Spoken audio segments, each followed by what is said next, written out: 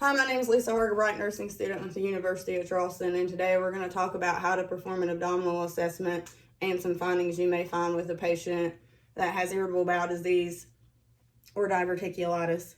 When your patient comes in, you want to get a full health history, any kind of past medical history they have, surgical history they have, any hereditary issues, and you kind of want to ask them what their complaint is, like what they have going on. In this case, this patient is complaining of diverticulitis.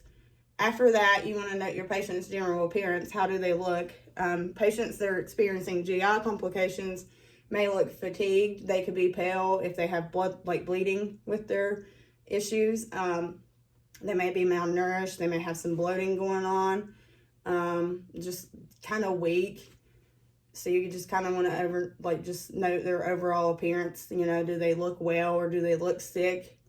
When you want to do like a detailed focused exam, what kind of bowel movements have they been having? What's their nutritional status? Are they eating, or do they have constipation? Do they have diarrhea? Are they nauseous? Are they vomiting? Is it normal, or is it different than what, normal is for them? What's going on there? And when you perform your actual abdominal assessment, you first want to go in. You want to make your patient comfortable. Make sure it's a warm room.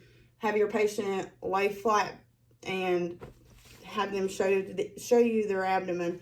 You want to provide privacy when you do this for your patient. Make sure that you have performed hand hygiene and you're wearing gloves.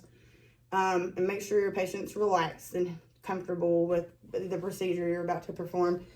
And you want to inspect it and note any kind of discoloration, any masses, tumors. Do they have any scars from previous surgeries, anything? Is their abdomen distended? Is it, are they malnourished? What does it look like? Is it round?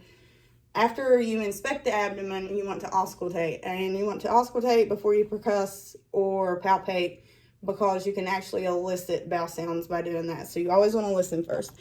And you do this by using your stethoscope. And put your stethoscope in.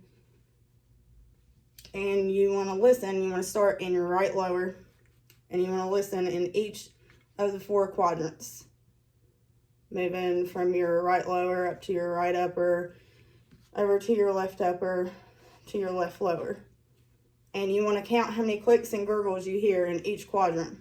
And this will determine whether your patient has hypo, normo, or hyperactive bowel sounds. You want to note this.